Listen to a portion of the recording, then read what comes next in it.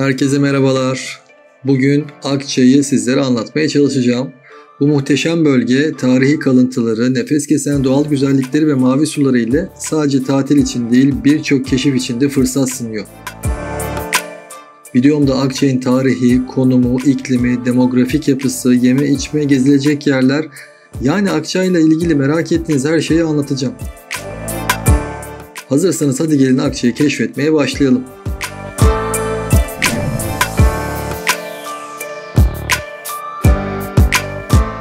İlk olarak konumu, tarihi ve nüfusundan başlayalım. Akçay, Balıkesir'in Edremit ilçesine bağlı güzel bir mahalle. Kaz Dağları'nın eteklerinde kurulmuş ve yerli turistler tarafından fazlasıyla rağbet görüyor. Mitolojik bir öneme sahip olan Kaz Dağları'na çok yakın olduğu için havası da çok temiz.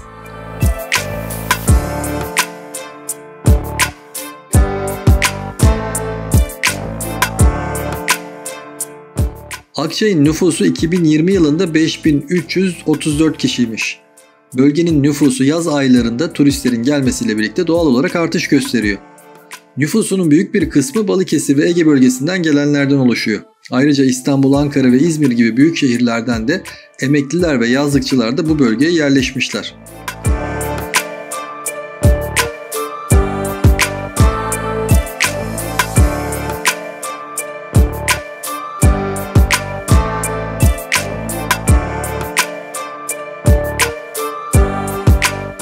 İklimiyle devam edelim. Akçay'da yazlar gerçekten çok sıcak, kışlar ise yağışlı ve zaman zaman fırtınalı geçiyor. Malum yılın en sıcak ayı Temmuz, en soğuk ayı Ocak. İstatistiki olarak en çok yağış Aralık ayında, en güneşli günlerde Ağustos ayında.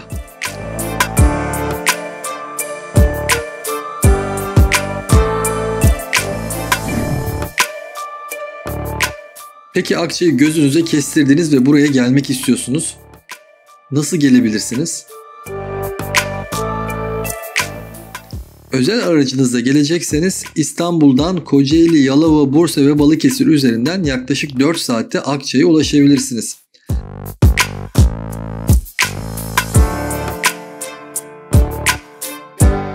Ankara'dan gelecekseniz Eskişehir, Bursa ve Balıkesir yolu üzerinden yaklaşık 8 saatte Akçay'a varabilirsiniz.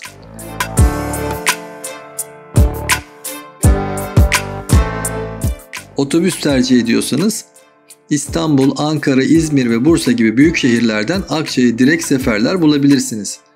Balıkesir veya Edremit'e giden otobüsleri de tercih edebilirsiniz. Bu durumda otogarlardan kalkan minibüslerle Akçay'a kısa bir yolculuk sonrası ulaşabilirsiniz.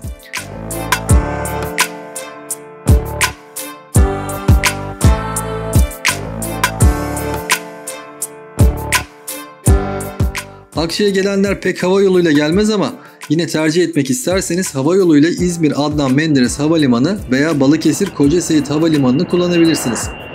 İzmir Havalimanı Akçay'a 200 km uzaklıkta. Balıkesir Havalimanı ise 17 km uzaklıkta. Ancak Balıkesir Havalimanı'nda tarifeli uçak bulmakta güçlük çekebilirsiniz.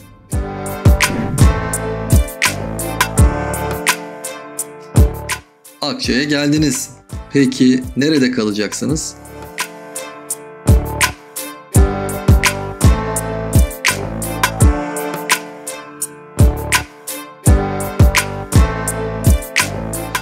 Akçay'da birçok farklı seçenek bulabilirsiniz.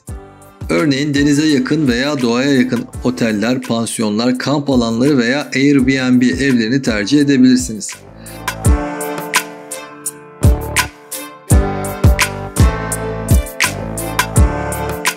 Fiyatlar ise sezon, konum ve kaliteye göre değişiyor tabi.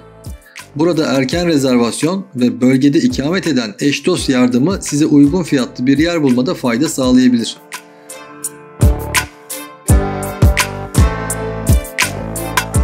Konaklamak istediğiniz yeri seçerken ulaşım, yemek ve eğlence olanaklarına da dikkat etmenizi öneririm.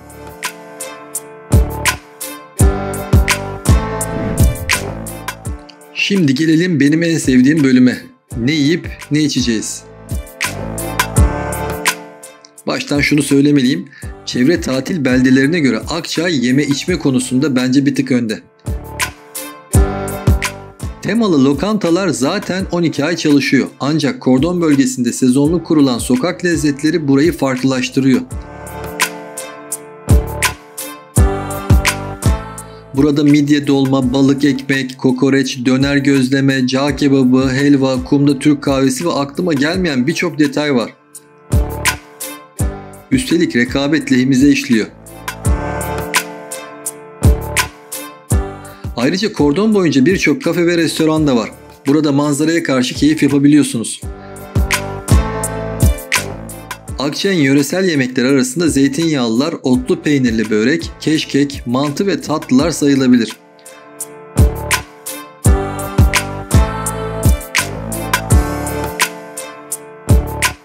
Bu arada mantı ve ev yemekleri seven birisi olarak Kordon'a yakın bir lokasyonda olan Fazilet Hanım Mantı Evi'ni öneririm. Eşimle burayı Google'dan bulduk. Kabak yemeği, kızartma, fırın tavuk yanında pilavı var, taze fasulye var, arnavut yanında pilavlı, patlıcan musakka, lahana ve yaprak, kabak çiçeği dolması, zeytinyağlı, biber dolma var, tavuk sote, misket köfte, İzmir köfte, katılıklı köfte, kavurma nohut, burada anne köftesi var, tavuk suyu, mercimek, kelle paça. Eşim Kayserili ve mantı ailece severiz. Eşimi de alarak uğramıştık.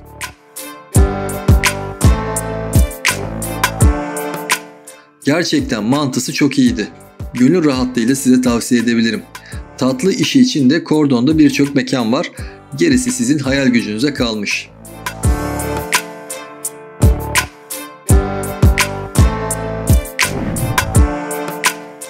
Yedik, içtik. Peki Akçay'a neden geldik? Tabii ki deniz, kum, güneş. Şimdi denize girebileceğimiz yerlere bir bakalım.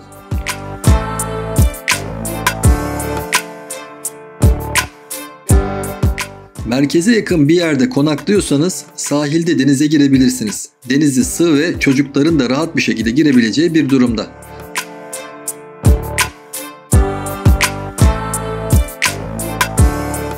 Plajlar ücretsiz ve bu bölgelerdeki birçok plaj gibi plajda tuvalet, soyunma kabini ve duş ücretsiz.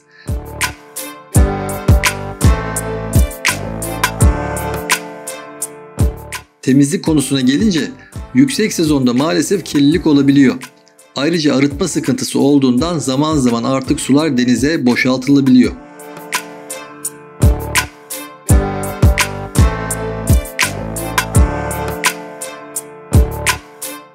Belki bu sebeple, belki de keşif amaçlı alternatif plajları merak edebilirsiniz. İşte bu noktada size birkaç önerim var. Akçay'a en yakın olanından başlayalım.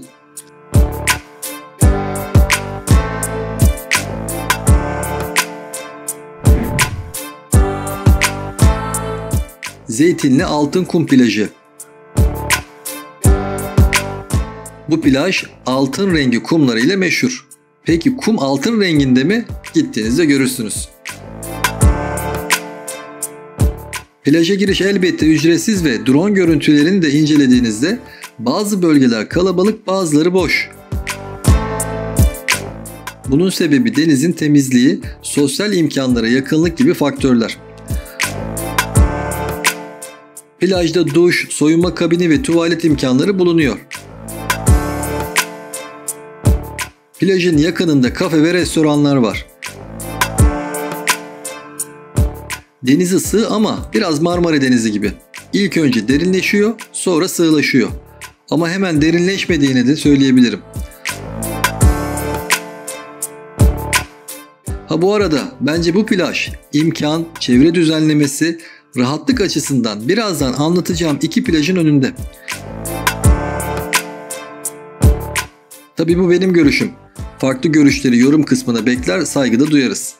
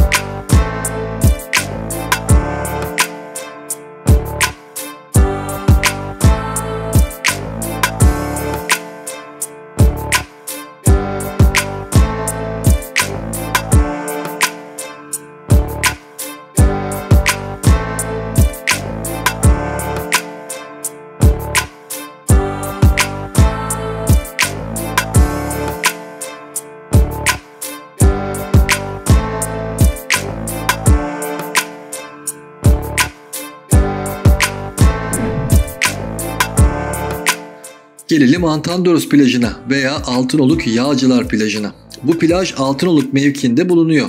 Akçay'a 15 kilometre uzaklıkta. Plaj gördüğünüz gibi kum kısmı konusunda biraz geride kalıyor. Çevre düzenlemesi yeni yapıldı ve yüksek sezonda inanılmaz kalabalık oluyor. Şöyle bir şey hatırlıyorum bununla ilgili. Sanırım 2021 yılı yazı, hala pandeminin etkileri devam ediyor. Ara ara kapanmalar olduğu dönem yani. O yaz bu plajda sosyal mesafe, abartmıyorum, 1 metre bile olmuyordu. İnsanların burayı tercih etmesindeki en büyük sebep denizinin bölge plajlara göre daha temiz oluşu ve yazlık evlerin fazlalığı. Bütün Altınoluk neredeyse bu bölgeyi tercih ediyor. Denize hemen derinleşmiyor, ancak küçük çakıl taşlarıyla başlıyor. Zaman zaman dalgalı olabiliyor.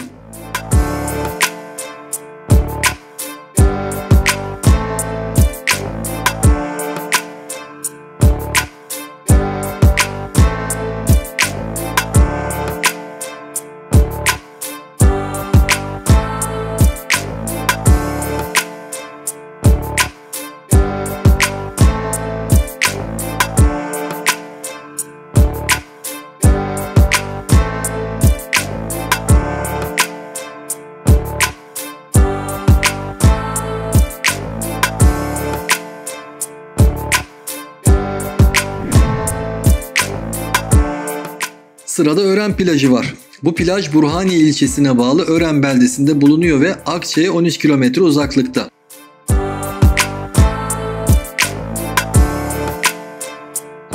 Çekimleri sanırım 1 Eylül ayında yapmıştım. Bu plajı farklı yapan plaj voleybolu turnuvaları ve bence suyunun soğukluğu. Bilirsiniz, denizler geç ısınır, geç soğur. Eylül'de de denize girerseniz sıcak bir denizle karşılaşmayı beklersiniz doğal olarak. Ancak burada resmen dondum. Bir anda bir soğuk akıntı dalgasıyla karşılaşabiliyorsunuz. Lakin çocuklu aileler merak etmesin, sığ bölgeler sıcak. Plajda fazlasıyla kum kısımlar var ve çocuklarını sıkılmadan oyunlar oynayabilirler. Ayrıca tuvalet, soyunma kabini gibi hayati ihtiyaçlar burada da ücretsiz. Ara ara simitçi, midyeci gibi ihtiyaç duyabileceğiniz arkadaşlar da sizlere ben buradayım diyorlar. Üstelik fiyatlar o günkü koşullara göre normal.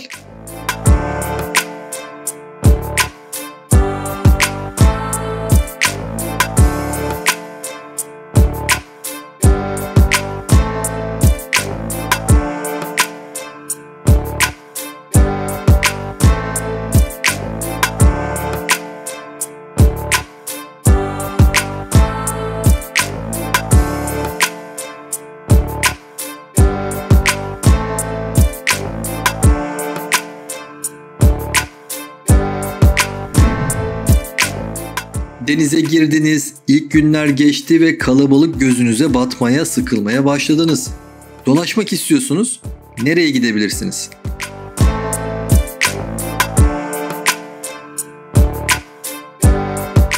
Neredeyse çevredeki her yeri deneyimledim ve bunları videolaştırdım.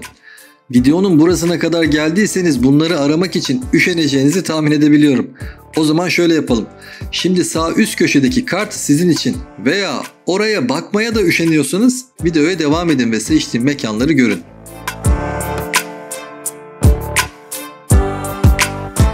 Kaz Dağları gerçekten büyük bir nimet ve başlı başına buraya gelmek için bir motivasyon aslında. Hem köyler hem de dağ eteklerinde oluşan şelaleler, kanyonlar hepsi çok güzel. Üstelik birçoğu ziyaretçileri için ıslah edilmiş. Kaz Dağları'nı keşfetmek isteyebilirsiniz doğal olarak. Ben de bunun için ilk olarak buranın meşhur köylerinden Çamlıbel köyünü size tavsiye edebilirim. Köye Tuncel Kurtiz'in yerleşmesiyle kaderi değişmeye başlıyor. İnsanlar neden diye araştırıyorlar elbette ve Kaz Dağları'nı keşfediyorlar. Şimdilerde videoda da göreceğiniz gibi renkli insanların bir araya geldiği, tersine göçün olduğu bir köy haline geldi. Köyün içinde güzel tesisler var. Ayrıca sıra dışı insanlarla tanışabilirsiniz. Bir de köylülerin kendi ürünlerini sattığı eski okula uğrayıp hem kendinize hem de oradaki insanlara katkıda bulunma imkanınız var.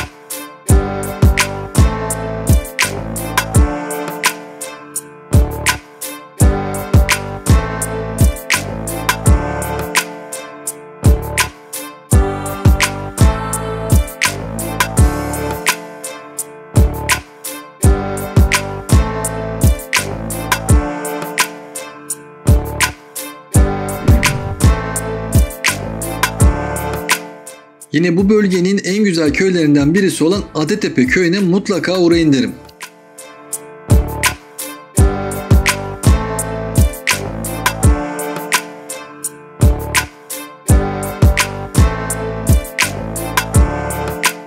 Tabii ki ilk önce Google'a Adatepe yazınca biraz uzak olduğunu görebilirsiniz, ancak sonuçta tatildesiniz ve bir gününüzü buraya ayırmalısınız.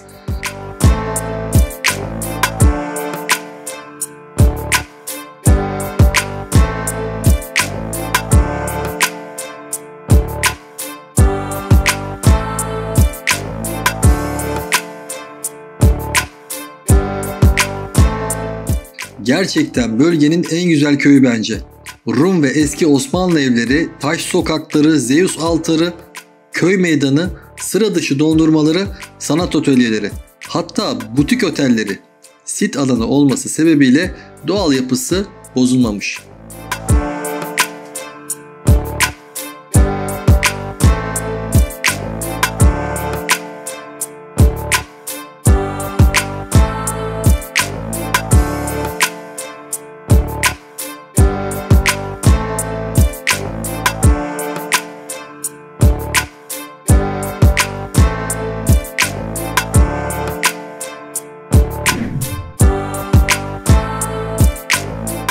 Buralara kadar geldik. Kaz Dağları'ndan Edremit manzarası güzel ama daha net bu manzaraya hakim bir yer var mı derseniz, evet var. Camseyir Terası.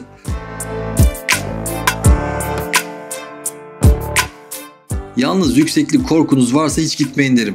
Sırf burası için yol yapılır mı derseniz, bence yapılmaz. En fazla burada yarım saat vakit geçirebilirsiniz.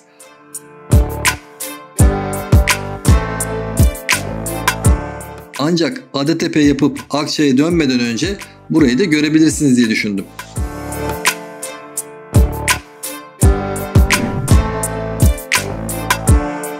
Şimdi Akçay'a gelip 3-5 gün geçirdikten sonra emeklilikte yaşanabilir burası diye düşünüp emlak fiyatlarını araştırmak isteyenler için kamu hizmeti verelim. Bölümümüz emlak fiyatları üzerine. İlk başta şöyle başlamalıyım yanıltıcı olmaması adına. Mayıs 2023'teyiz ve fiyatlar bu tarihe göre. Ayrıca tarihe not düşmesi açısından da önemli bu fiyatlar. Fiyatları öğrenmek için sahibinden.com sitesine baktım ve 1165 adet ilan buldum. Bu ilanların ortalama fiyatı ise 2,5 milyon TL civarında. Daire ve müstakil ev olarak ayrı ayrı baktığımda toplam 165 adet daire ilanına ulaştım. Bu ilanların ortalama fiyatı 1,5 milyon lira civarında. Daireler genellikle 2+1 veya 3+1 şeklinde. Dairelerin büyüklükleri ise ortalama 100-150 metrekare arasında. Satılık dairelerin çoğu denize yakın konumda. Depreme dayanıklılık ile ilgili durum nedir diye sorarsanız fazla bir bilgiye ulaşamadım açıkçası. Bilen varsa yorum kısmına yazabilir. Bu arada Akçay'a doğalgaz da gelmiş durumda.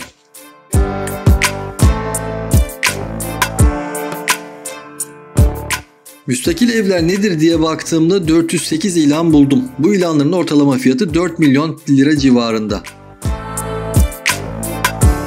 Müstakil evler genellikle 3+1 veya 4+1 şeklinde. Evlerin büyüklükleri ise ortalama 200-250 metrekare arasında.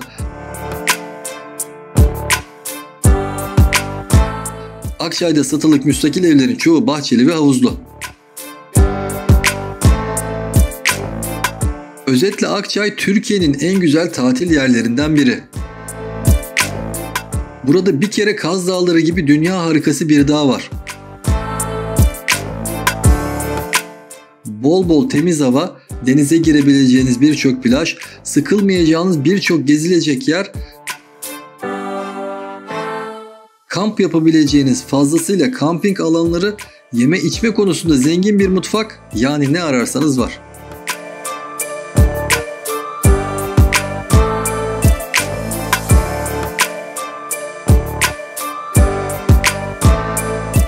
Elimden geldiğince size yardımcı olmaya çalıştım videomda.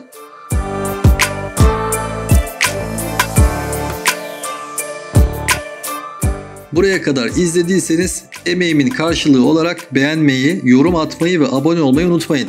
Bir sonraki videoda görüşmek üzere, hoşça kalın.